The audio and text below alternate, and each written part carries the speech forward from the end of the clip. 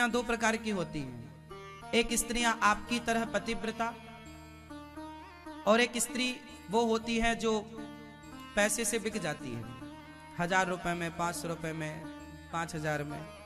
हाँ या ना? बाजार में पैसे से स्त्रियां मिल जाती हैं, ऐसा आपने सुना कि नहीं? और एक आपकी माँ है, बहन है, पत्नी है, जो पतिव्रता है।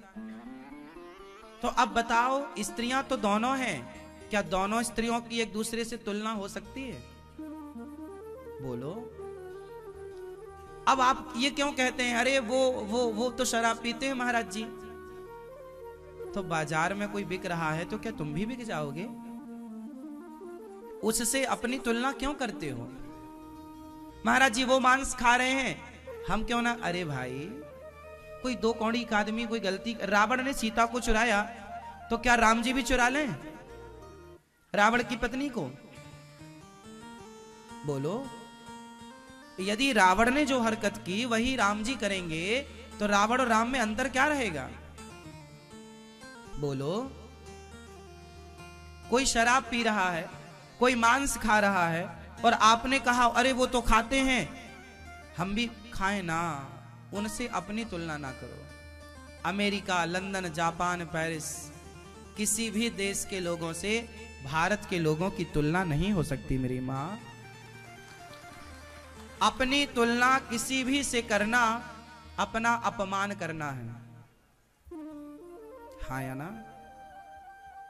अमेरिका के लोगों से आप, अच्छा अमेरिका की स्त्रियों से आप अपनी भारत की स्त्रियों की तुलना कर सकते हैं?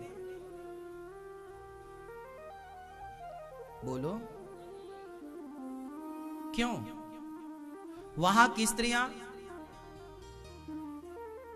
अभी आपके पहले यहां पर अमेरिका से हमारी एक मैया आई थी, उन्होंने कथा कराई, अभी 5 दिन पहले की बात। मैंने उनसे अमेरिका के बारे में पूछा। लंदन भी हम गए, हम लंदन जाके वहां देखे अपनी आंखों से।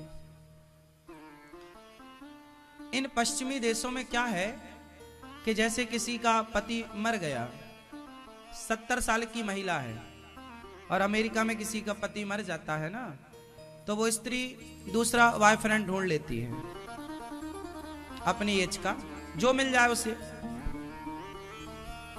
वो मर गया तो तीसरा ढूंढ लेगी। ऐसे पुरुष लोग भी कोई ऐसी स्त्रियों को ढूंढ के, 80 साल की बूढ़ी अम्मा, उसका भी यदि पति मर जाएगा तो वहां पति नहीं बोलते, वहां मेरा बॉयफ्रेंड। 80 साल का डोकरा बोलता मेरी गर्लफ्रेंड। वो 80 साल का डोकरा भी अपने हिसाब की कोई डोकरी ढूंढ लेता है और दोनों प्रेम से रहते हैं।